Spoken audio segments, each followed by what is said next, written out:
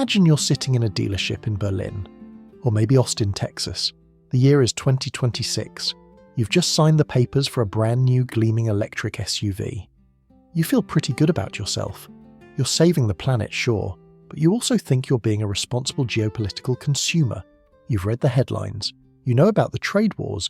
You know the US and Europe keep talking about de-risking from China.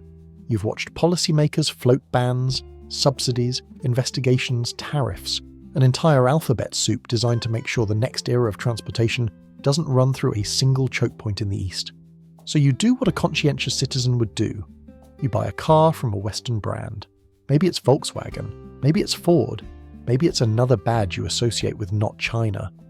You sit there thinking, okay, at least my money isn't going straight into Beijing's industrial war chest. Well, I have some bad news. For you, pop the hood, or rather peel back the chassis, and look at the battery, the single most expensive component of the car, the beating heart of the EV revolution.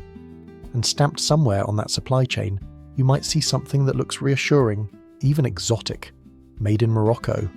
And technically, it can be true. But if you follow the money, the technology, the engineers, the supplier relationships, and the corporate control behind that made in Morocco battery ecosystem, you may not be looking at a spontaneous Moroccan miracle.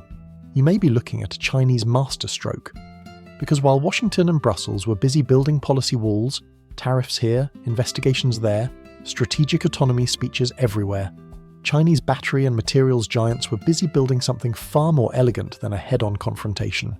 A workaround, a bridge, a new industrial zip code, a Trojan Horse parked in North Africa, or more accurately, a Trojan Camel. Right now, Morocco is pulling in major projects across the EV battery chain: cells, cathodes, anodes, precursors, processing, the boring, chemical, unglamorous parts that decide who wins the future. China's Gotion High-Tech has been reported to be building what Morocco describes as its first EV battery gigafactory, tied to an investment agreement reported at about $1.3 billion for a 20 GW plant, with production timelines pointing into 2026. Meanwhile, on the materials side, the stuff that makes a battery possible in the first place, Chinese heavyweight CNGR has been tied to the Cobco venture, with production in Morocco reported as part of the country's push to become a battery supply chain hub. And BTR, another major name in battery materials, has also announced Morocco investments aimed at serving overseas demand. Put that together, and you start to see the shape of the play. Morocco isn't just attracting factories, it's becoming an industrial rerouting point, an origin story editor, where parts of the supply chain can pick up a new label, a new set of trade advantages and a new narrative. Not Chinese imports, but Moroccan production. Now let's be precise, this is not magic. It's rules, it's trade agreements, it's local content thresholds, it's corporate structures. Sometimes it's legitimate industrial localization, sometimes it's aggressive tariff arbitrage. The point is, if the value add and paperwork line up, made in Morocco can be a key that unlocks markets that are trying, politically and economically, to reduce direct dependence on China. So the question isn't, are batteries being teleported through the desert? The question is, while the West focuses on where a product ships from, has China figured out how to win by controlling who builds it, who supplies it, and who owns the know-how, even when the final assembly happens under someone else's flag? How did a country famous in the Western imagination for spices, rugs, and Casablanca suddenly become a critical junction in the global EV battery chain? And is this Morocco's brilliant economic leap, turning geography into destiny and becoming the next industrial heavyweight? Or is Morocco about to become the world's most strategically located landlord, renting out industrial space to China's global ambitions? Buckle up. We're going to the desert. On the Trojan Camel. How China found the perfect backdoor. Let's start with the why. Why Morocco? Why now? To answer that, you have to understand the real panic playing out in Western capitals over electric vehicles, and especially battery supply chains. Here's the situation. The United States and the European Union didn't just fall behind in EV tech, they completely ceded the battery supply chain to China. Today, China dominates roughly 70 to 80% of global EV battery manufacturing capacity and controls a massive share of refined battery materials and components. That includes a huge share of lithium-ion battery production, critical mineral processing, and cell components like cathodes and anodes. If China decided to choke off that pipeline tomorrow, the West's electrification goals wouldn't limp along, they'd stall. Not tomorrow, but by lunch. So the West panicked.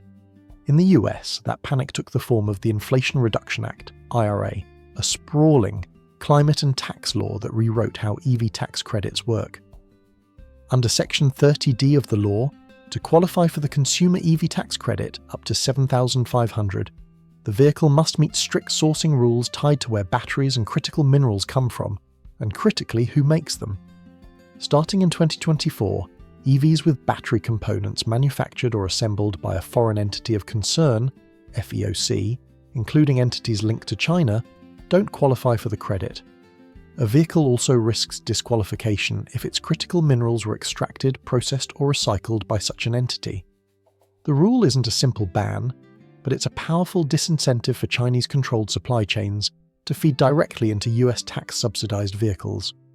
Europe took a similar tack, not identical, not legally the same, but through anti-subsidy investigations, tariffs on Chinese EV imports, and quality safety review processes. Brussels has made clear it wants less direct reliance on Chinese battery supply. But this is where things get interesting, strategically hilarious if you like geopolitical chess. Instead of getting mad, Beijing got strategic. They didn't just punch through the wall, they circled around it with a map. Chinese investors looked for a country that checked 3 critical boxes. 1. Friendly with the West, a partner that wouldn't spook American or European policymakers. 2. Stable, a government that wouldn't flip every election cycle. 3. Golden ticket, a country with free trade agreements, FTAs, both with the US and with the EU. Guess how many countries on Earth fit that bill? Not many. Right at the top of that very short list stands the Kingdom of Morocco. Morocco is a geopolitical unicorn. It's the only African country with a free trade agreement with the United States signed in 2006. That matters because IRA sourcing rules reward supply chains tied to FTA partners. In European markets, Morocco's association agreement with the EU similarly allows tariff-free access to European markets. To Chinese executives, that was like spotting an open door in a locked fortress. Here's the loophole logic. If a battery is made entirely in China, under IRA and EU rules, it won't qualify for US tax credits and may face tariffs in Europe. But if a Chinese company builds battery manufacturing or materials facilities in Morocco, employs Moroccan workers, sets up legal entities there, and routes production through that base, then those batteries can legitimately meet Moroccan content and origin requirements. That means those batteries can qualify as Moroccan for tariff and credit eligibility purposes in both the US and Europe. It's effectively a legal rules of origin workaround, what critics have called battery laundering, because it turns Chinese manufacturing into a product that, on paper, originated in an FTA partner. Make no mistake, this isn't small cottage industry stuff. In just the last couple of years, Chinese companies have announced billions in battery and battery materials investment in Morocco, from cell gigafactories to precursor and component plants, transforming a new industrial landscape. Take CNGR Advanced Material, a major global supplier of battery cathode precursors used by big names like Tesla and Apple. They teamed with Moroccan partners to build out a major industrial base at Jorf Lasfar. This isn't a single workshop, it's a massive complex designed to produce materials at scale. Then there's Gotion High-Tech, a Chinese battery maker and VW partner.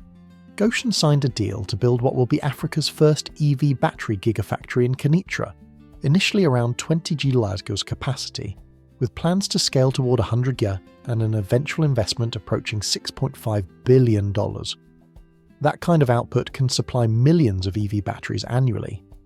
But here's the strategic twist that Western policymakers don't like to vocalize, but are quietly acknowledging. Why would the US and EU allow this? They do because they also need it. Major US automakers, Ford, GM, Stellantis, are desperate for cheaper, reliable battery components and materials. The US simply doesn't yet have enough domestic capacity to produce LFP, lithium iron phosphate, and other battery chemistries at competitive scale. Europe, likewise, is still building its internal supply chain. Chinese technology still leads on cost and capacity. So Morocco becomes a bridge, a friendshoring hub where Western markets can source battery content that technically ticks the IRA and FTA boxes, even if the underlying know-how and capital trace back to China. It's a marriage of convenience. The US gets friend-shored supply chains that qualify for tax credits. Europe gets access to competitive batteries without direct Chinese imports. China sidesteps containment strategies by relocating production into an FTA jurisdiction.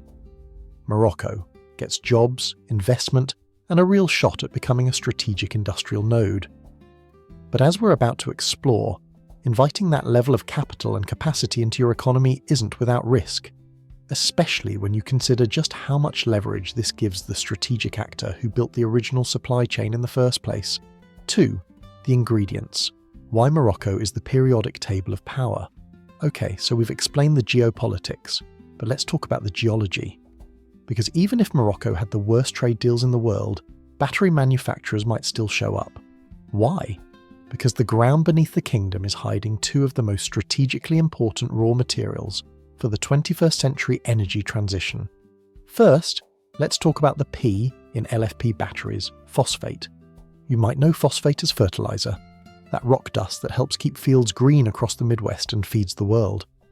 But phosphate is rapidly becoming a critical industrial mineral for another reason. It's the backbone of lithium iron phosphate, LFP, batteries. LFP chemistry, which uses lithium iron and phosphate, is cheaper, safer, less prone to thermal runaway, more durable, and often more suitable for mass-market EVs than nickel-cobalt chemistries. Tesla uses it in many of its most affordable models, and other automakers like Ford and GM are expanding LFP adoption because it lowers costs and simplifies supply chains when nickel and cobalt are in tight supply. Now here's the real punchline. Morocco holds roughly 70–75% of the world's known phosphate reserves. That makes it by far the dominant phosphate superpower. Saudi Arabia is king of oil, Morocco is king of phosphate, and the company that sits at the nexus of this resource, the Moroccan state-owned OCP Group, isn't some sleepy fertilizer cartel. It's the world's largest phosphate miner and processor, with direct access to these massive reserves and facilities that turn phosphate rock into phosphoric acid, an essential feedstock for battery cathode materials. In fertilizer form, phosphate feeds crops. In battery form, it becomes the cathode material for LFP cells, the very heart of millions of EVs. So when Chinese firms like Gotion or CNGR come knocking, they aren't just chasing tax, credits, and trade loopholes. They're chasing security of supply for one of the few commodities outside China's tight grip that is fundamental to the future of battery manufacturing. Morocco gives them a direct pipeline into the raw ingredient they can't source cheaply and reliably elsewhere. By setting up in Morocco, Chinese firms can secure phosphate at the source, refine it locally into value-added precursors, and feed it straight into the battery value chain at a fraction of the logistical and tariff cost compared to importing it from halfway around the world. Now let's talk about cobalt, the metal that's got the global EV industry both obsessed and terrified. Cobalt helps stabilize battery cathodes in many lithium-ion chemistries, but it's expensive, supply-constrained, and historically dominated by the Democratic Republic of Congo, DRC, where mining conditions and labor issues have been widely criticized as opaque or exploitative. Western automakers have been desperate for cleaner, traceable sources of cobalt. Enter Morocco. Morocco isn't the DRC in scale. It doesn't produce huge volumes compared to Congo, but it does have legitimate cobalt deposits, especially at Bouaza, that are mined and processed under clear regulatory systems. That makes them attractive to companies that are being very public about ethical sourcing. And the proof is in the deals. Renault has signed a multi-year agreement to source Moroccan cobalt sulfate for EV batteries, with deliveries expected to begin around 2025. BMW inked direct supply contracts with Moroccan miner Managem to secure ethically sourced cobalt for its EV cells. Deals members of the automaker's purchasing team have cited as part of long-term supply strategy. That means Morocco isn't just a source of rock, it's increasingly a trusted supply chain partner for automakers keen to de-risk both ethical and geopolitical exposure. And the fact that international automakers are comfortable publicly touting Morocco as a source for responsible cobalt says a lot about how its reputation differs from the DRC narrative in global supply chains. So here's the bigger picture. Morocco dominates phosphate reserves, giving it outsized influence over the supply of a critical LFP battery ingredient. Morocco produces cobalt that's accessible and traceable, making it attractive to companies keen to avoid ethically fraught markets. That combination, cheap abundant phosphate plus clean, verifiable cobalt, gives Morocco a place in the global battery supply chain that is more than symbolic. It's a strategic resource node.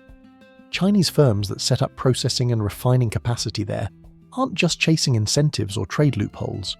They're positioning themselves at points in the supply chain where raw materials become competitive advantage. Call it the periodic table of power if you like, not because Morocco has every element in abundance, but because it has two of the most geopolitically consequential and industrially relevant ones in a world racing toward electrification. 3. The Royal Flush, Mada and the King's Keys. Now here's the part most outside observers miss. You can't just fly into Casablanca, rent a car, buy some land, and start digging for battery materials. Morocco is not a Wild West resource economy. If you want to build something strategic, mines, refineries, gigafactories, you need a partner. And in Morocco, one partner matters more than all the rest combined. Meet Mada. On paper, Mada is a private holding company. In reality, it is the economic nerve centre of the Moroccan monarchy, the principal investment vehicle historically linked to the royal family and chaired for years by figures deeply embedded in the palace ecosystem. It is one of the largest private investment funds in Africa, with stakes across banking, insurance, mining, telecoms, retail, energy and infrastructure. Mada doesn't just participate in the Moroccan economy, it is the Moroccan economy's strategic layer. If a sector matters to national development, Mada is there, quietly, early and at scale. So when Chinese battery giant CNGR Advanced Material decided to build a massive cathode precursor operation in Yorf Lasfa, they didn't just lease land and break ground, they formed a joint venture with Mada. That move tells you everything you need to know. This is what we'll call the Royal Flush. For the Chinese, partnering with Mada is the ultimate political economic insurance policy. In a region where long-term stability, permitting, and infrastructure coordination can make or break billion-dollar projects, a partnership with the King's investment arm sends a crystal-clear signal. This project is aligned with national priorities. That means permits don't languish in bureaucratic limbo. Power, water, port access, and logistics get coordinated quickly. Industrial zones get fast-tracked. Labour issues are handled within a system that prioritises continuity over chaos. This isn't corruption. It's state capitalism, Moroccan style, and CNGR knows exactly what it's buying with that partnership. Certainty. But here's the part Western commentary often underestimates. For Mada, this is not about rent-seeking or passive ownership. This is industrial upgrading by force of leverage. Instead of letting foreign companies extract raw materials, ship them abroad, and leave behind holes in the ground, Mada is doing something much more sophisticated. It is forcing value to stay inside Morocco. The deal structure matters. By entering these projects as an equity partner, not just a regulator or landlord, Mada ensures that processing and refining happen locally. Technology is transferred, not just imported. Moroccan engineers, managers and suppliers sit inside the production loop. Profits scale with global battery demand, not just commodity prices. This is the quiet genius of the strategy. Morocco isn't just saying, you can have our phosphate and cobalt. It's saying, you want our resources, you want our ports, you want our free trade access to the US and Europe, fine. But you build the factory here, and we own part of the future with you. That flips the usual Global South script on its head. We tend to talk about the China versus the West competition, as if smaller countries are just chess pieces being moved around by larger powers. Morocco is not playing that game. Morocco is playing both sides against the middle. It is using Chinese urgency to escape Western restrictions, Western desperation for friend-shored supply chains, to build its own industrial base. This is not dependency, this is leverage engineering. But, and there is always a but, this strategy is not risk-free. Because when you anchor your industrial future to one dominant foreign technology stack, you inherit its vulnerabilities along with its advantages. And when your export model depends on a legal loophole, rules of origin, trade classifications, friendly country status, that loophole only works as long as the rule makers tolerate it. The Trojan Camel strategy functions beautifully, until someone in Washington starts asking uncomfortable questions like, how much Chinese ownership is too much, what actually counts as foreign entity of concern when the factory is offshore. At what point does friendshoring become friend-washing? And that's the final twist in this story, because Washington is starting to notice. The hump is getting harder to ignore. 4. The foreign entity of concern trap. This is where the story leaves the desert and enters the fluorescent-lit nightmare world of trade lawyers, treasury guidance, and regulatory footnotes. Remember the US Inflation Reduction Act, the law that waves up to $7,500 at you if you buy the right electric vehicle. Buried deep inside that law is a clause that policymakers now quietly admit is both necessary and dangerously vague: the Foreign Entity of Concern, or FEOC, rule. Here's the intent behind it. Congress wanted to make absolutely sure that Chinese state-linked companies could not capture US EV subsidies through the back door. So the law gives the Treasury and Department of Energy authority to disqualify batteries, and therefore entire vehicles, if they are tied too closely to entities connected to China, Russia, Iran, or North Korea. In practice, the FEOC rules focus on ownership, control, and influence. And this is where things get slippery. The simplified version people repeat online goes like this. If a Chinese company owns 25% or more of a battery project, that battery is banned. That's not exactly how the statute is written, but it's close enough to explain the strategic behaviour we're now seeing. The guidance looks at equity ownership, voting rights, board representation, decision-making power, control over production and supply chains. In other words, who really calls the shots? So how do you build a Chinese-designed battery factory that still qualifies for US subsidies? You get creative. The 24.9% solution. Across Morocco, and increasingly across other friendshoring jurisdictions, we're seeing what insiders jokingly call the 24.9% solution. Chinese firms structure joint ventures so they own just under thresholds that might raise red flags, limit formal board seats, distribute voting rights carefully, push key control mechanisms into contracts, rather than equity. On paper, the company is Moroccan. On paper, the ownership is diversified. On paper, no fiat problem. In reality, the Chinese partner often remains indispensable to the operation. But there's an even more elegant workaround: the Ford KITL model, exported. This playbook was pioneered in the US itself, and now it's being exported to Morocco. Here's how it works. The Chinese company doesn't own the factory. Instead, it says, we don't own the plant, we don't own the output, we don't own the equity, we're just licensing technology. They provide battery chemistry blueprints, manufacturing process designs, chemical formulations, engineers and technicians, operational know-how. They get paid through licensing fees, service contracts, long-term technical support agreements. The factory, legally speaking, belongs to a Moroccan entity or a Moroccan-European consortium. The capital is local or Western. The export paperwork checks all the right boxes, but the brains of the operation, the intellectual property, the manufacturing recipes, the optimization know-how, remain overwhelmingly Chinese. This is not theoretical. This structure is already being used, and it's exactly why companies like Gotion High-Tech can build enormous gigafactory projects in places like Kenitra, ship batteries into Western markets, and plausibly argue that those batteries are not Chinese under current rules. Side note, worth remembering, Volkswagen owns roughly 25% of Gotion. That alone complicates any attempt to frame Gotion as a purely Chinese entity without stepping on European industrial interests. Now here's the part that keeps people in Rabat, Beijing and Detroit up at night. Washington sees this. Lawmakers on both sides of the aisle, figures like Marco Rubio and Joe Manchin, have already publicly complained that these structures undermine the intent of the IRA.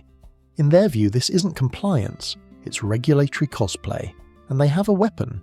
The IRA gives regulators enormous discretion to reinterpret what control actually means. If the Department of Energy or Treasury decides that licensing critical battery IP, supplying proprietary chemical processes, embedding operational engineers constitutes effective control, then the entire workaround collapses overnight. A factory that was subsidy eligible yesterday becomes toxic today. EVs that qualified for tax credits suddenly don't. Automakers get stuck with batteries they can't sell profitably in the US, And those shiny new gigafactories in the Moroccan desert, they risk becoming stranded assets. That's the trap. This isn't just a legal debate, it's a high-stakes game of regulatory chicken. China is betting the US won't tighten the rules too fast. The US is betting it can deter China without blowing up its own EV rollout. Morocco is betting the loophole stays open long enough to lock in irreversible industrial capacity. And the table where all those bets are being placed: Morocco. 5. The European dilemma, Germany's headache. While Washington obsesses over who owns the factory, Europe is obsessed with something else entirely: how the battery is made. Specifically, how dirty it is. Europe's main weapon here isn't tariffs or subsidies, it's carbon.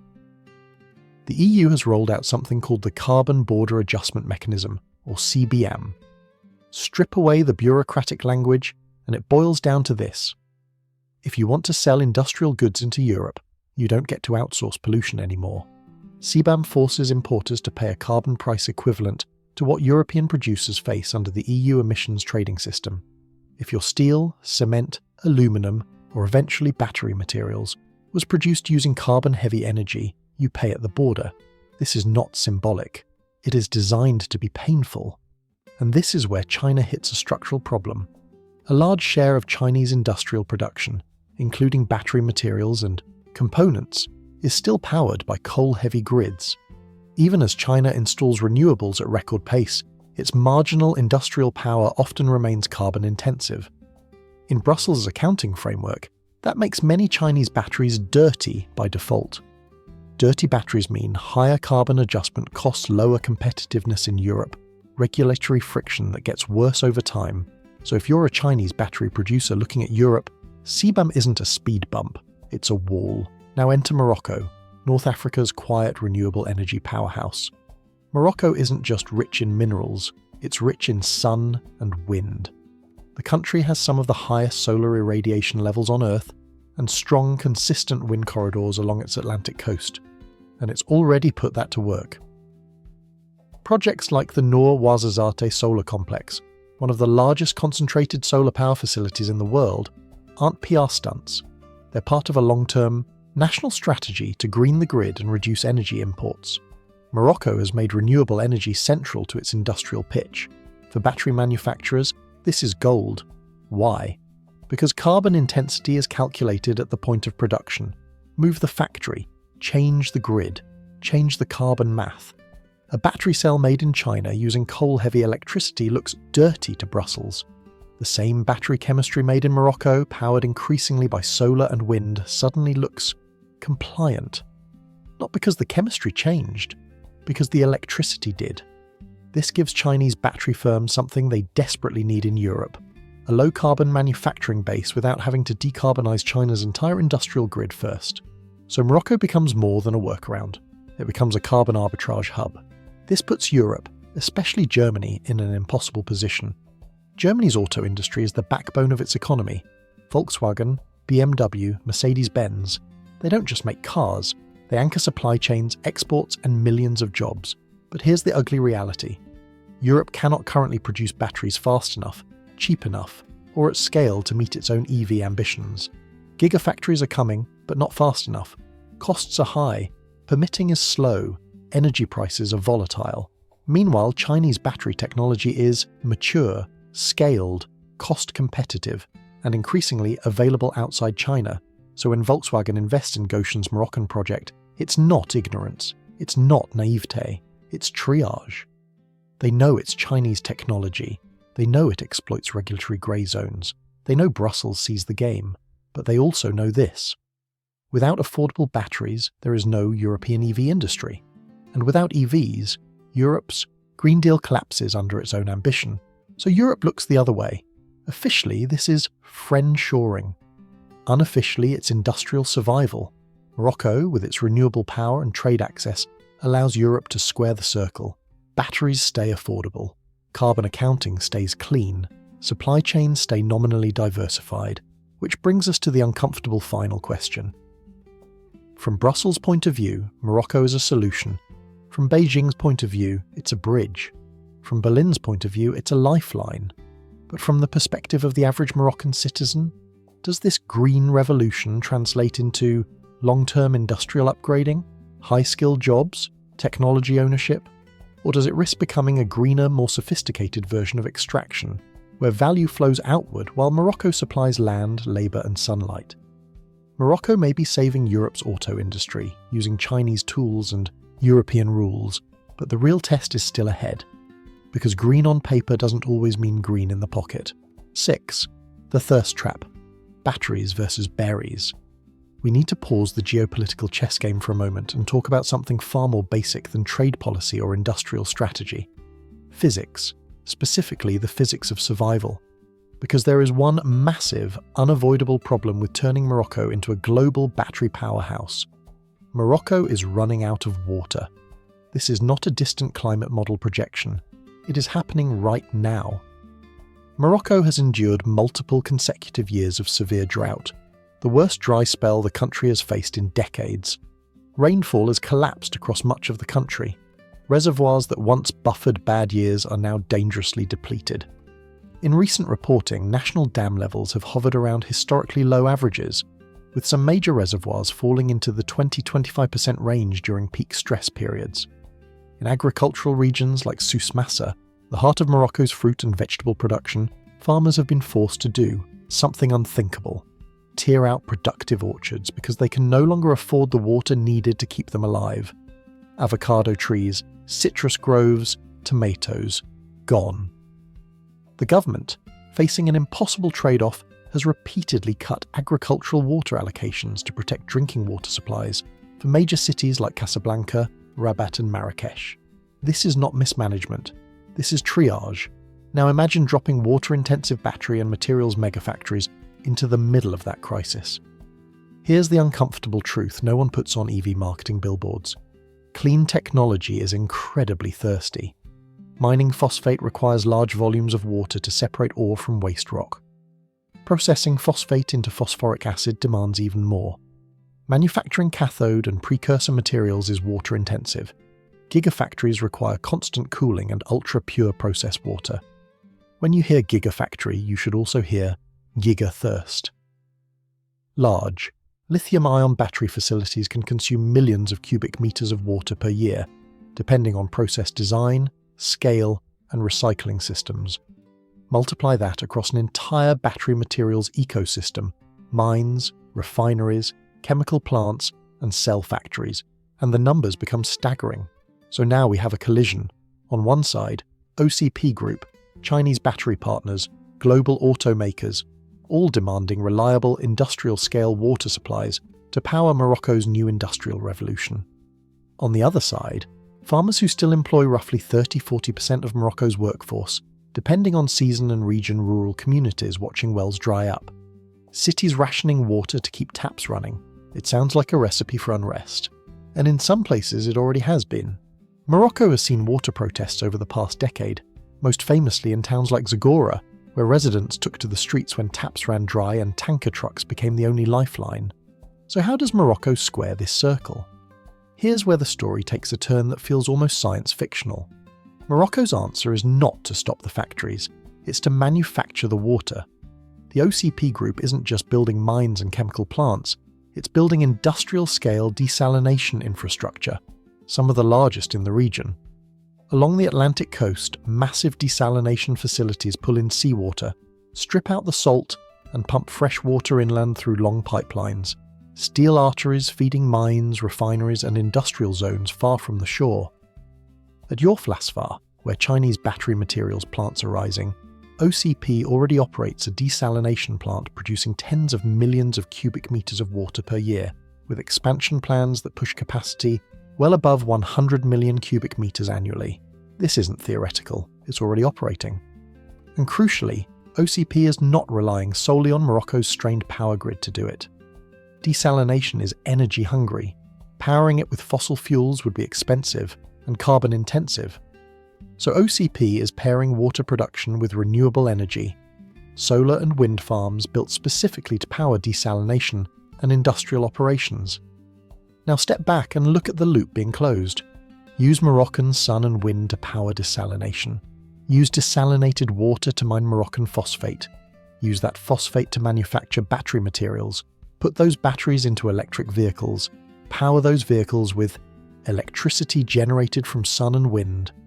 It's elegant, it's ambitious, it's genuinely impressive.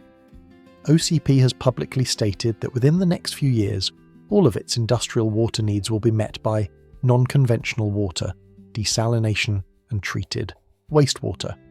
The message is clear. We will not take water from farmers. But here's the catch.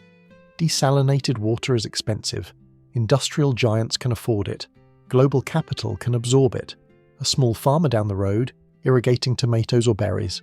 Probably not.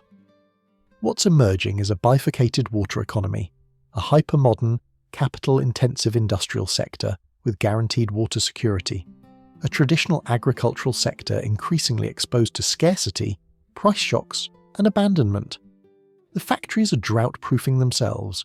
The countryside is not. So yes, the green transition is turning parts of the desert into a factory floor. The open question is whether the social ecosystem surrounding that factory can survive the transition, because a battery can run on sunlight. But a society still needs water. 7. The black box. Problem: jobs, skills, and secrets.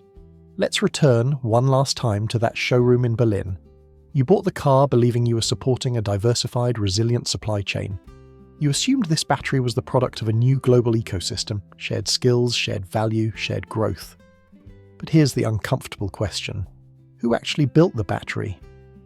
One of the most persistent criticisms of Chinese infrastructure projects across Africa, especially under the Belt and Road Initiative, is not about money or speed, it's about who benefits. Across projects in Kenya, Ethiopia and beyond, observers have documented a familiar pattern.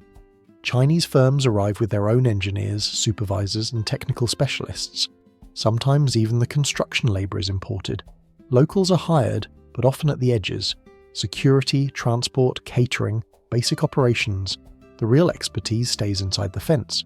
So the question is unavoidable. Is Morocco different? The honest answer is yes and no. Morocco is not naive. The government has been very clear. It doesn't just want rent, royalties or export statistics. It wants jobs and, more importantly, capability. When deals like the Gotion High-Tech project were announced, headlines promised tens of thousands of jobs over the next decade. For a country with high youth unemployment and a growing pool of university graduates, that promise is electrifying. If battery plants can turn unemployed graduates into electrochemists, process engineers, or automation specialists, Morocco doesn't just grow, it transforms. But here's the hard truth that press releases never spell out. There is a massive difference between a job created and a skill transferred. Battery manufacturing is not assembly line work. It is one of the most complex industrial processes on Earth. Cathode chemistry is proprietary. Coating thickness is measured in microns temperature. Humidity and contamination tolerances are unforgiving. Process yield optimization can make or break profitability. The recipe for battery materials, the precise ratios, sequences and tolerances, is intellectual property worth billions of dollars. And Chinese battery companies are famously protective of that IP. Inside the industry, this is known as the black box. You can see the machine, you can operate the machine, but you don't get to see why it works. So yes, Moroccan workers are being hired.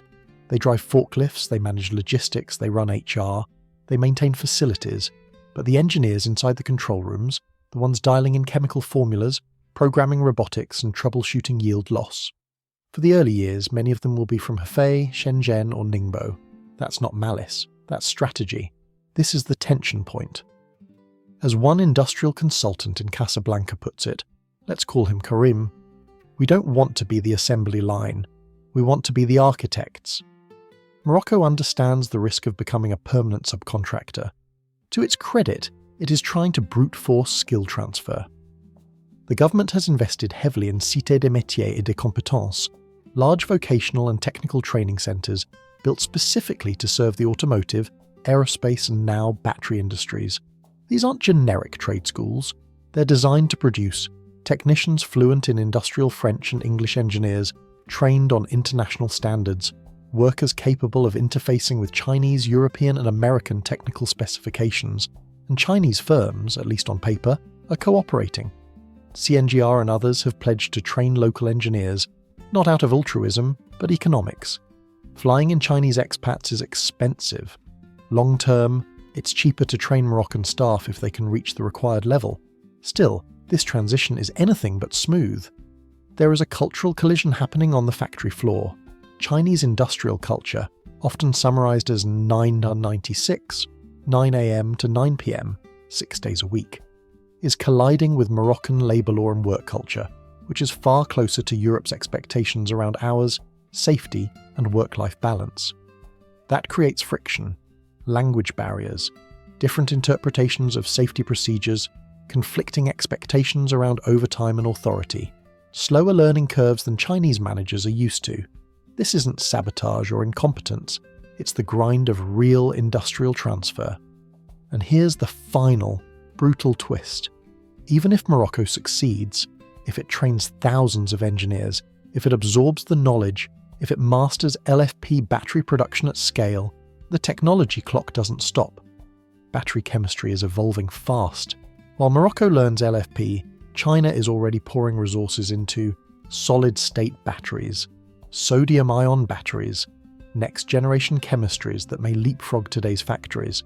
So the race isn't just to build the plant, it's to learn the secrets before the plant becomes obsolete. If Morocco pulls this off, it won't just be a battery laundering hub. It will become the first African country to genuinely master high-tech manufacturing at scale, a blueprint others will try to copy. But that outcome is not guaranteed. Because in the battery economy, the factory is the easy part, the knowledge is the prize, and knowledge doesn't transfer automatically. 8. The Sword of Damocles, Will Washington. Plug the hole. Here is the multi-billion-dollar question keeping Moroccan ministers, European automakers, and Chinese executives awake at night. What happens if Washington changes its mind? Because the entire premise of this so-called Moroccan miracle rests on a fragile foundation, a piece of paper signed more than 20 years ago, the US-Morocco Free Trade Agreement, which entered into force in 2006.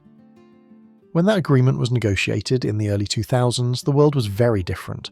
The assumption in Washington was simple: free trade would spread stability, liberalize markets, and knit allies closer together.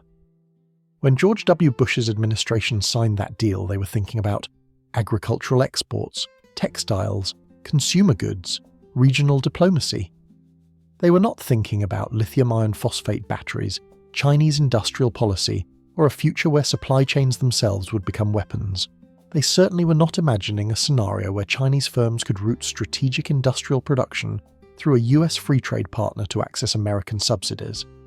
But history doesn't care what you intended, and now, the Trojan Camel has been spotted. The mood in Washington has shifted dramatically. This is no longer the era of free trade at all costs. The new consensus, across parties, is closer to economic containment. China is no longer treated as a competitor, it's treated as a systemic rival. And when Washington sees a loophole, it doesn't admire the cleverness, it closes it. Legislation like the Blocking Bad Batteries Act has been introduced to tighten definitions around Chinese involvement, close perceived loopholes, and force more aggressive enforcement of the Foreign Entity of Concern, FEOC, provisions under the Inflation Reduction Act.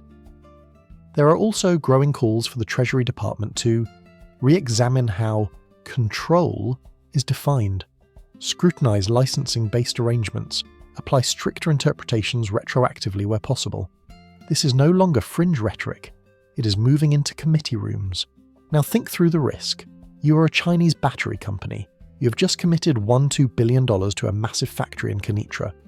You've built it on the assumption that Moroccan origin will qualify under US trade rules, FEOC thresholds won't tighten, licensing structures will remain acceptable. Then, one day, the definition of control changes, not dramatically, not retroactively by name, just tightened. Suddenly, technology licensing counts as control, embedded engineers count as influence, supply chain dependence triggers exclusion. Overnight, your Moroccan battery becomes legally Chinese again, the tax credit disappears, US automakers walk away, and that gleaming factory in the Moroccan desert, it becomes a stranded asset, perfectly functional, globally competitive, and commercially unusable in the market it was built to serve. That is not hyperbole. That is exactly how regulatory risk works. A general tariff would hurt. A targeted exclusion would be lethal, especially if it singles out EV batteries, the most strategically sensitive product in the energy transition. That leaves Morocco walking a geopolitical tightrope in a hurricane. The kingdom is betting that its strategic importance to the United States as a counter-terrorism partner, a stabilizing force in North Africa, a diplomatic bridge to the global south, will outweigh Washington's urge to slam the door. In other words, Morocco is betting it is too friendly to fail. But history offers a cold warning. In great power competition, friendship is conditional. Allies are protected until they aren't. Economic systems get redesigned, and yesterday's loophole becomes tomorrow's liability. 9. The Moroccan hustle versus the world. So let's zoom out. Why take this risk at all? Why didn't China just go to Mexico? On paper, Mexico looks like the obvious answer. It borders the United States. It's integrated into North American supply chains. It has the USMCA trade agreement. Trucks can cross the border in hours, not weeks. So why Morocco? Because Morocco's winning a very specific kind of game. Reason 1, Mexico is too close. Proximity cuts both ways. Mexico's right there, which means it's under constant American surveillance, political, economic and cultural. Every new factory in Monterrey triggers hearings in Washington. Labor unions in Detroit and Ohio monitor Mexico like hawks. Every rail car crossing the border becomes a political talking point. Mexico is not just a trade partner, it's a domestic political issue in the United States. Morocco doesn't have that problem. It's far enough away to be out of sight, out of mind for the average American voter, yet close enough to ship goods to the US East Coast in roughly 8 to 10 days. It sits in the geopolitical grey zone. Important, but not emotionally charged. That distance is strategic. It lowers political friction. It delays scrutiny. It buys time. Reason 2. The port that changed everything. You cannot understand Morocco's rise without one name, Tanger Med. 20 years ago, this was an underdeveloped stretch of coastline near the Strait of Gibraltar. Today, Tanger Med is the largest port complex in the Mediterranean and in Africa, handling over 9 million containers, TEUs, annually. It outperforms Valencia, Algeciras, many long-established European hubs, and it's not just big, it's efficient. For a battery manufacturer, logistics are everything. Battery supply chains are global by default. Lithium from South America, nickel and manganese from Asia or Africa. Chemicals shipped in, refined, assembled, and shipped back, out. Tanger Med sits at the crossroads of Atlantic and Mediterranean trade routes. It connects seamlessly to Europe, West Africa, and the Americas. For manufacturers, it's essentially a plug-and-play logistics machine. If supply chains are the circulatory system of the EV economy, Tanger Med is the heart valve. Reason 3, the Goldilocks labour force. Labour is where Morocco really separates itself. Mexico's manufacturing wages have been rising steadily. Eastern Europe, Hungary, Poland, Slovakia, has become expensive and increasingly short on labour. Demographics are turning against them.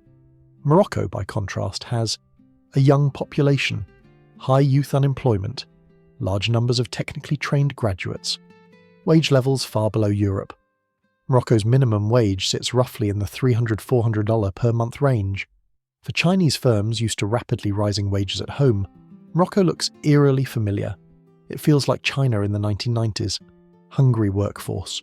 Improving technical capacity, strong state coordination. That combination is rare. Reason 4. Speed. The ultimate advantage. But the biggest reason Morocco is winning the hustle isn't labour or logistics, it's speed. In Europe, it can take years to secure environmental permits to build a factory. In the US, you can get sued before the first shovel hits the ground. In Morocco, if a project aligns with national priorities and receives top-level approval, the bulldozers arrive fast, very fast. The Chinese have a phrase for this, China speed. It's the ability to move from decision to execution with ruthless efficiency. Morocco is one of the very few countries outside East Asia that can match that tempo, and Chinese firms value this more than cheap labour, more than tax incentives, more than rhetoric. They value certainty, but speed always extracts a price. When you move this fast, things break. Water tables, local ecosystems, political neutrality. Fast industrialization concentrates power. It amplifies mistakes. It narrows margins for correction. Morocco is effectively saying, we will outcompete Western bureaucracy with decisiveness. That decisiveness looks brilliant until geopolitical winds shift. This is the real tension at the heart of the Moroccan hustle. Morocco is not passive, it's not being exploited, it's making calculated bets. But those bets sit at the intersection of US-China rivalry, Europe's green transition, water scarcity, technological obsolescence. That's a volatile mix. Morocco may be building the factory of the future. The question is whether the world will let it keep running. Let's stop here. I want to hear from you. Is Morocco making a smart, ruthless play in a ruthless world? Or are they overplaying their hand in a great power game they can't control? If you were US president, would you close this loophole or let it slide to keep EVs affordable? Drop your thoughts in the comments. I will read them. 10. The Geopolitical Pivot, the new Middle Kingdom of the West. If you think this story is just about batteries, you're thinking far too small. The battery factories are not the point. They are the anchor tenants. What we're watching is the slow construction of an entirely new geopolitical architecture, and Morocco is positioning itself not as a spoke, but as the keystone. To understand the endgame, you have to look beyond EVs and zoom out to something King Mohammed VI has been quietly promoting for years, what Rabat calls the Atlantic Initiative. This is not a slogan, it's a strategic reorientation, the Atlantic Initiative, redrawing Africa's trade map. The core idea is deceptively simple. Morocco wants to become the Atlantic gateway for the landlocked countries of the Sahel: Mali, Niger, Burkina Faso, and Chad. These states are rich in minerals, agriculture, and potential, but poor in infrastructure, access, and political stability. Historically, their trade routes ran north and west through French-built corridors, tied to European ports and colonial-era logistics. That system is now breaking down. France's military presence in the Sahel is collapsing. Coup and instability have made traditional routes unreliable. Anti-French sentiment is pushing governments to look elsewhere. Morocco is stepping into that vacuum with a clear message. Forget the old routes. Send your goods north through us. We will take you to the Atlantic and to the world. Highways, rail corridors, logistics hubs, and ports are all part of this vision, especially in southern Morocco, including the strategically sensitive Dakhla Atlantic port, designed to connect sub-Saharan Africa directly to global shipping lanes. This is not charity, it's logistics power, and who builds at this scale? Here's where the pieces lock together. Who builds large-scale infrastructure quickly, cheaply, and without political lectures? China. The Chinese Belt and Road Initiative, BR, often framed as faltering or overstretched, has found an unusually good partner in Morocco. Why? Because Morocco offers what much of the Sahel cannot: political stability, centralized decision-making, port access. Legal frameworks Western firms recognize. As Western powers pull out of the Sahel, due to coups, security risks, and domestic fatigue, China is pushing in. But it's not doing so recklessly. It's using Morocco as a staging ground. Stable, predictable, connected to Europe and the US. This is where the battery factories matter. Kenitra and Orf Lasfar are not isolated projects. They are proof of concept. They signal something powerful to the global south. You don't have to choose between China and the West. You can work with both. You can be the interface. Morocco is demonstrating that it's possible to use Chinese capital and technology, maintain Western trade access, stay formally aligned with US and EU frameworks. That's a radical proposition in a world increasingly defined by bloc politics. For Europe, this is deeply unsettling. For over a century, North Africa was treated as Europe's near abroad, a mix of vacation destination, labour pool, and resource supplier. Now, Europe is waking up to an uncomfortable reality. Its backyard has been renovated by a new contractor. Morocco is no longer content to export tomatoes and phosphates. By moving into batteries, autos, and advanced manufacturing, it's climbing the value chain. The ambition is clear. We don't just want to feed Europe. We want to sell Europe the machines that move the food. You can see the anxiety already. Spain watches as Tanger Med eclipses Algeciras France, watches its influence in West Africa evaporate. replaced by Moroccan diplomacy and Chinese infrastructure. Germany watches supply chains reorganize southward. Morocco isn't just a partner anymore, it's becoming a competitor. For the United States, the picture is even more awkward. Washington spent decades arming Morocco, supporting its security apparatus, and treating it as a cornerstone of stability in North Africa. Now that same ally is hosting Chinese industrial champions, acting as a conduit for Chinese technology, exploiting US trade rules to reshape supply chains. This isn't betrayal, it's strategy, but it carries risk. Morocco's gamble is that it can walk this line indefinitely, that it can be a bridge, not a battleground. But bridges are fragile things. If Morocco becomes too effective as a conduit for Chinese influence, Washington may decide that the interface is actually a leak. And yet, Rabat is betting on something else: indispensability. Gatekeeper of migration flows into Europe, critical counter-terrorism partner in the Sahel, logistics hub for Atlantic Africa, emerging node in the green energy supply chain. Morocco is stacking leverage, and in geopolitics, leverage is protection. They are trying to become the middle, kingdom of the West, not an empire, but an axis, a place where flows converge, a country that doesn't dominate by force but by connection. That is a dangerous position, but it is also the most powerful one. 11. The consumer reality, why you can't afford to hate this deal. Let's bring this all the way back home, to your driveway. Why should you, sitting in Ohio, Manchester or Lyon, care about geopolitics in the Moroccan desert? Because, bluntly, this is the only realistic path by which you will ever afford an electric car. For more than a decade, the EV market has been stuck in what economists quietly call the luxury trap. Electric cars weren't built for everyone. They were built for early adopters with money: Teslas, Rivians, Audi e-trons. Technological marvels, no doubt, but priced like status symbols. In the US, the average new EV transaction price hovered around the low to mid $50,000 range in 2023, far above the median new car price. That's not a mass market, that's a niche with good PR. The problem was never consumer interest, it was cost structure. The battery is the choke point. Depending on chemistry and scale, the battery pack accounts for roughly 30–40% of an EV's total cost. As long as batteries remained expensive, EVs would remain expensive. No amount of marketing could change that.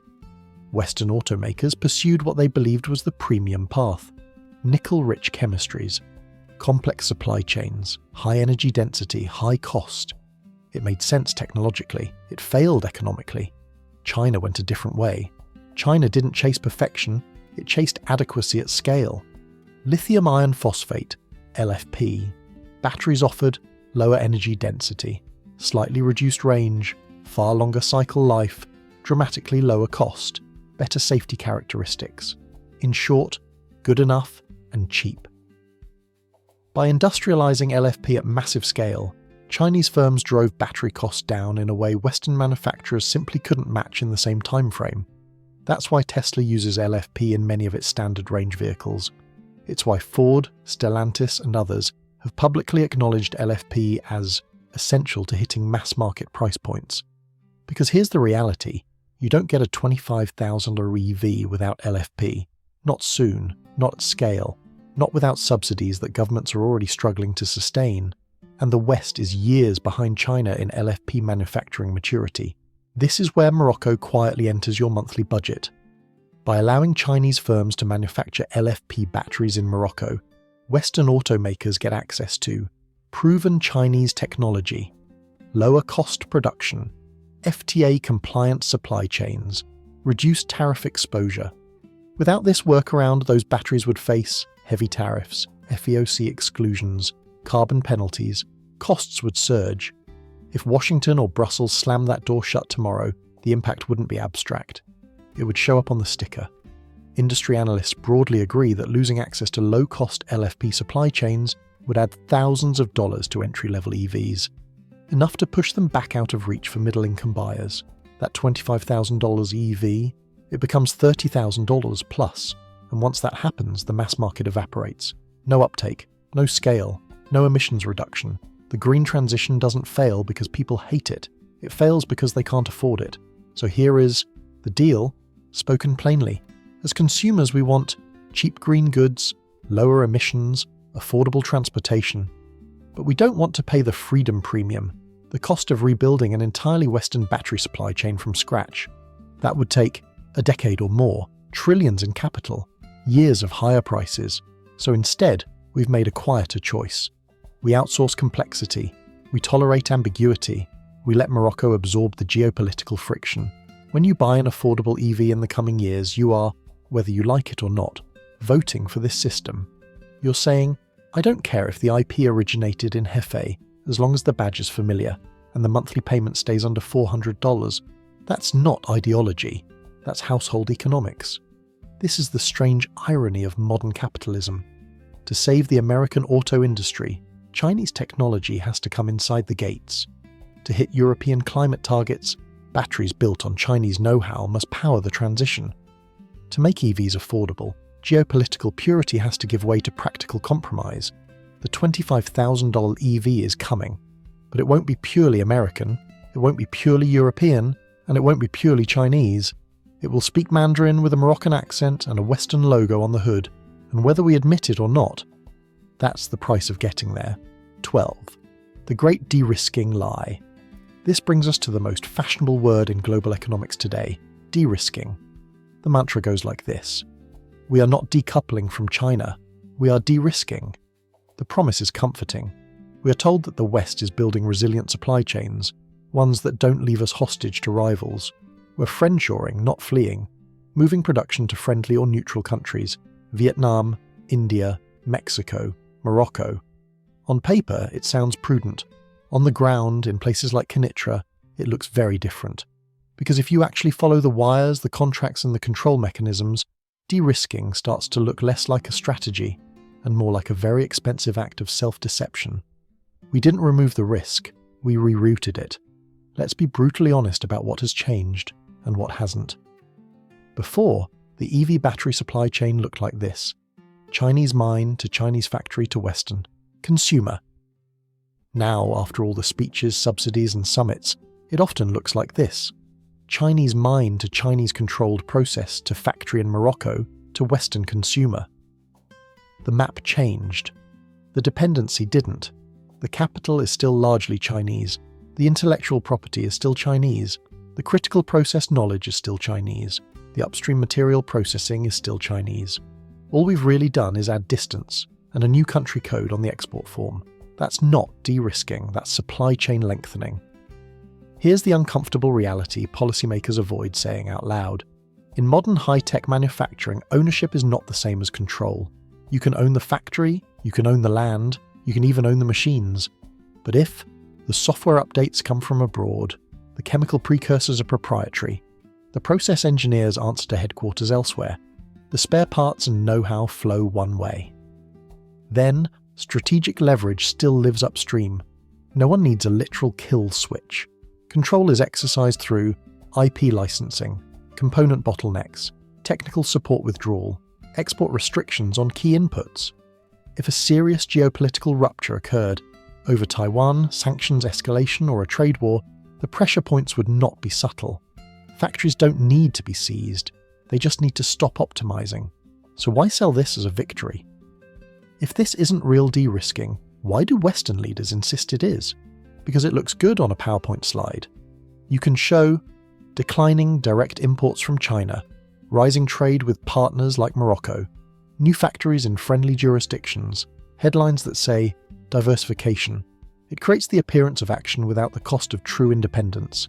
True de-risking would require duplicating entire supply chains, paying higher prices for years, accepting slower deployment of green tech, spending trillions on redundancy. Politically, that's a nightmare. So instead, leaders choose optical resilience. For Morocco, this illusion is extremely profitable. The kingdom is perfectly happy to be the stage where this geopolitical theatre plays out. It gets investment, jobs, infrastructure, strategic relevance. Morocco isn't lying to itself. It knows exactly what role it's playing. It's collecting the ticket sales. Let's call this what it is. We're not achieving energy independence, we're building energy interdependence with extra steps. A world where supply chains cross 3 continents, capital, technology and labour are split across blocks. everyone has just enough skin in the game to hesitate, and here's the twist your critics won't like. That might not be entirely bad.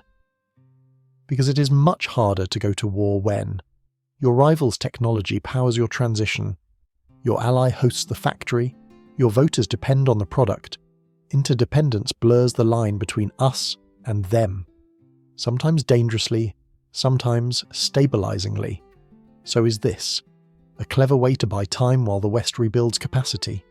A pragmatic compromise in an imperfect world? Or a strategic catastrophe waiting for a stress test? History hasn't answered yet. All we know is this: the age of clean separation is over. The age of clean narratives is ending. What comes next won't be de-risking.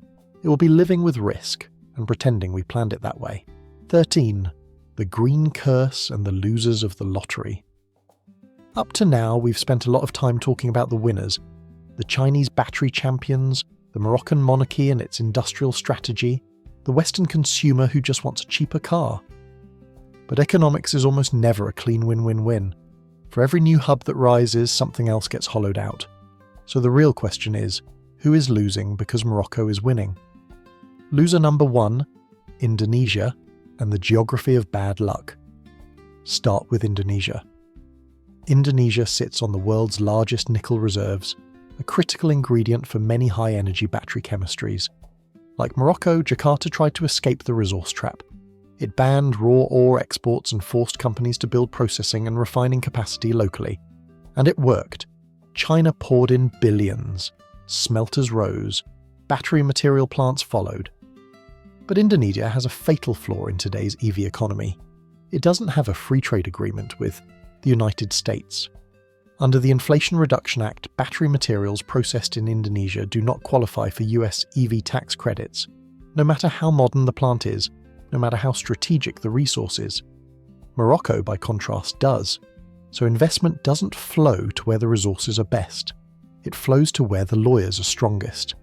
This creates a profound distortion. The global battery supply chain is no longer optimizing for geology, efficiency, or even sustainability. It's optimizing for regulatory arbitrage. Morocco isn't stealing Indonesia's lunch because it mines better minerals. It's stealing it because it has a piece of paper signed in 2006. That's not market efficiency. That's a legal lottery. Loser number 2, the American Rust Belt. Now let's talk about the United States. For years, politicians promised that the EV revolution would bring manufacturing roaring back to Michigan, Ohio, Kentucky, the old industrial heartlands. Build back better. Made in America. Union jobs. Some of that is happening. But here's the part voters weren't told. The EV supply chain has layers, and the most valuable layers are chemical, not mechanical. Cathode processing, precursor synthesis, materials refinement. Those are the high-margin, high-skill, high-leverage parts, and capital is ruthless. Why would Ford or GM build a massive cathode plant in Michigan, paying high wages, navigating OSHA, environmental permitting, litigation risk, and union negotiations, when they can source the same component from a Chinese-run plant in Morocco at a fraction of the cost? Moroccan industrial wages are not literally $2 an hour across the board, but they are dramatically lower than US union manufacturing wages, and labour protections are far more flexible. The result? The dirtiest, most chemically intensive parts of the EV supply chain stay offshore. The US gets final assembly, integration. Some, pack manufacturing. Those are important jobs, but they are lower value add than controlling the chemistry. The Morocco loophole quietly places a ceiling on how many truly strategic green manufacturing jobs return to the US. The promise of reshoring meets the reality of cost, and cost wins. Loser number 3, the Moroccan environment itself. Finally, and this is the most uncomfortable part, let's talk about Morocco. Not water this time, everything else. There's a concept in development economics called the pollution haven hypothesis. The idea is simple. When rich countries tighten environmental rules, dirty industries don't disappear. They migrate.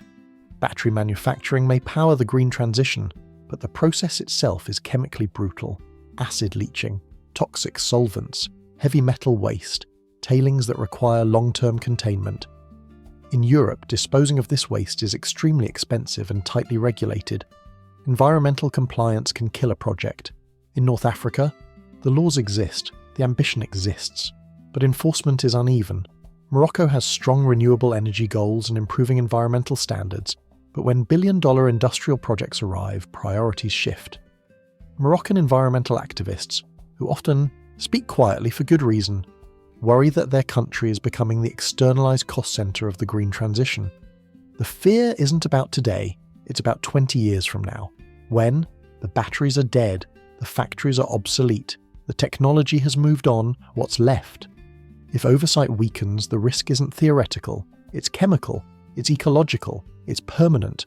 The desert remembers. This is the dark side of the green boom.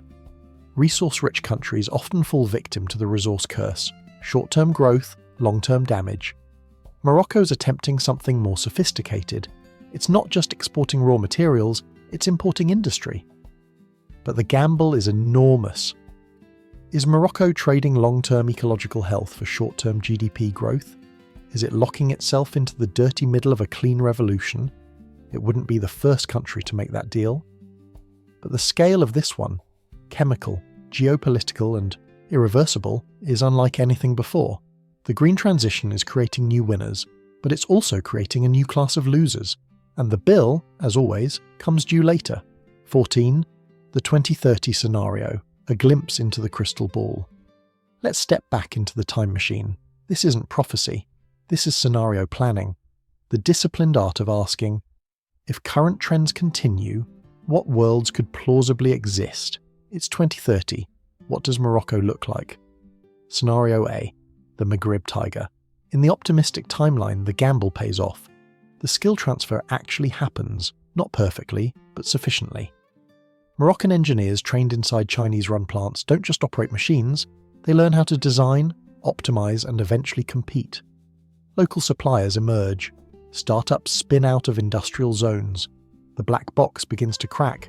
Morocco becomes Africa's first true industrial export powerhouse, not just assembling products, but shaping value chains. Batteries, EV components, power electronics, green hydrogen. Think South Korea in the 1980s, not as a clone, but as a precedent. A country that used foreign technology, disciplined state coordination, and export markets to leapfrog decades of development. The wealth doesn't stay entirely at the top. Wages rise, industrial cities stabilize, desalination and renewable energy blunt the worst effects of water scarcity. Agriculture adapts instead of collapses. The Atlantic Initiative matures. Morocco becomes the logistics and industrial gateway between Europe, Africa, and the Atlantic world. The Sahel plugs into global markets through Moroccan ports and corridors. The US-China rivalry continues, but Morocco stays formally neutral, commercially indispensable, and diplomatically agile. Not dominant, but indispensable. Scenario B, the Rust Belt in the sand. The pessimistic timeline is far darker. In this world, Washington tightens the rules. The FEOC definitions are clarified, licensing is reclassified as control, subsidy eligibility collapses, the economic math breaks overnight. Chinese-linked factories built to serve the US, market lose their anchor customer. Without American demand and without subsidies, margins vanish. Production slows, some plants shutter, others limp along at partial capacity. The debt taken on to build ports, industrial zones, and desalination infrastructure becomes heavy. Not catastrophic, but constraining. Public finances tighten just as climate stress intensifies. Water scarcity worsens. Rural livelihoods collapse faster than industrial jobs materialize. Migration accelerates, from countryside to city, from city to Europe. Casablanca swells. Informal settlements grow. Political pressure rises. Morocco is left holding half-used infrastructure, environmental stress, and factories built for a trade regime that no longer exists. Not because Morocco failed, but because the rules changed mid-game. Scenario C, the vassal state. This is the most subtle and perhaps the most realistic outcome. The factories stay open, the money keeps flowing, but sovereignty erodes quietly. Morocco becomes structurally dependent on Beijing for technology, capital, and upstream inputs, on Washington and Brussels for market access and legal legitimacy. Nothing dramatic happens. No invasion, no sanctions shock, just accumulation. Each new investment tightens the web. Each trade negotiation narrows room for maneuver. Saying no becomes more expensive than saying yes.